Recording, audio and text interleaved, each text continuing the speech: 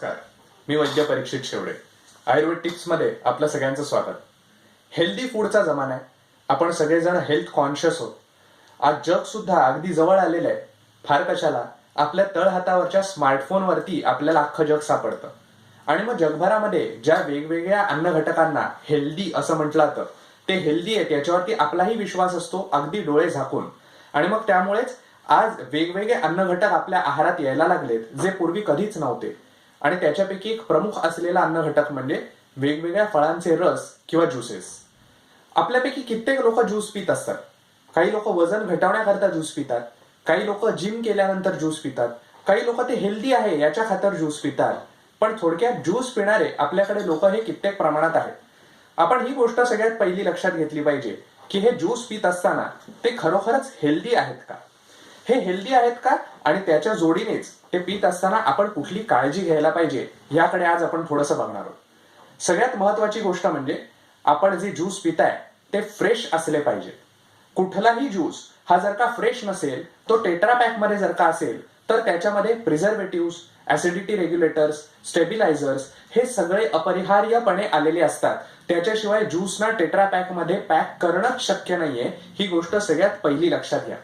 त्यामुळे कुठलीही कंपनी जरी असली, त्यांनी सांगितलं आमचे ज्यूस हे कितीही रिअल आहे, किंवा आमचे ज्यूस ट्रॉपिकल आहेत, किंवा आमचे ज्यूस स्वदेशी आहेत, तरी कुठल्याही कंपनीच्या ह्या दाव्यांवरती विश्वास ठेवू नका. आपण एवढीच गोष्ट लक्षात ठेवा की प्रिझर्वेटिव्ह शिवाय टेट्रा पॅक मध्ये ज्यूस जाणं शक्य नाही. त्याच्यामुळे फळांचे रस जर घेत असाल तर ते ताजेच असले पाहिजे. ही गोष्ट पहिली लक्षात ठेवा. आता दुसरी गोष्ट अशी की फळांचे रस खरंच घ्यावेत का? त्याचं स्पष्ट उत्तर असं आहे की खरोखर ते घेण्याची काही गरज नाहीये. किंबहुना फळ चावून चावून खाणं महत्वाचं आहे. हे मी का म्हणतोय? कारण एक फळ ज्या वेळेला आपण चावून खात असतो त्यावेळेला त्याच्यामध्ये असलेलं साखरेचं प्रमाण आणि त्याच फळाचा जर का रस केला तर त्याच्यातलं असलेलं साखरेचं प्रमाण हे त्या फळातल्या साखरेपेक्षा जवळपास 5 पटीने वाढलेलं असतं. थोडक्यात एकीकडे आपण असं म्हणतो की किती कॅलरी इंटेक होतोय, शुगर आपण किती कन्झ्युम करतोय, ह्याच्यावरती जेव्हा आपण अतिशय काळजीने बघत असतो, त्यावेळेला दुसरीकडे मात्र ह्या फळांच्या रसाच्या स्वरूपामध्ये किती जास्त प्रमाणात साखर आपल्या पोटात जाते याकडे आपण लक्षच देत नसतो. दुसरं असं की फळांचे रस हे पचायला जड असतात. तुमच्यापैकी कित्येकांना कदाचित आश्चर्य वाटेल, पण साधी गोष्ट विचारात घ्या.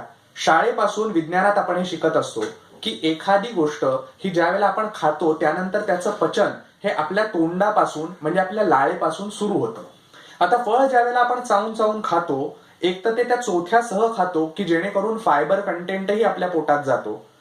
या वेळेला होणारं पचन आणि एखादा ज्यूस काढल्यानंतर तो आपण जो गटागटा पितो त्यावेळेला लाळेचा असणारा सहभाग, याच्यातला फरक आपल्या लक्षात आलाच असेल.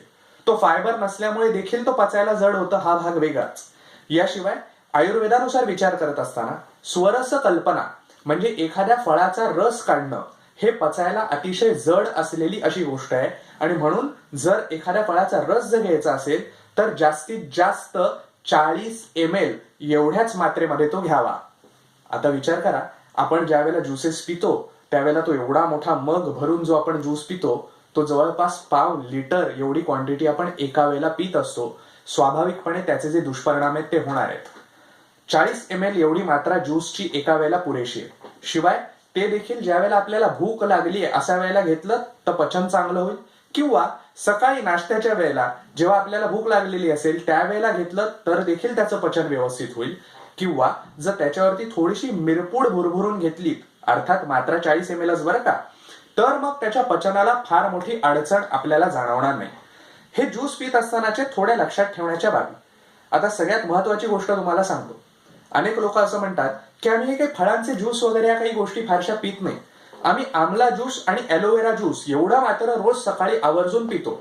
2-2 घूट तेवढ्या प्यायल्याने आमचा दिवस खूप छान जातो, असं आम्ही कुठल्या तरी जाहिरातीत ऐकलेलं असतं. दुर्दैवाने ह्या जाहिराती करणाऱ्या कंपन्या स्वदेशी नाही तर आयुर्वेदिक ह्या दोन्हीच्या बुरख्याखाली दडलेल्या असतात.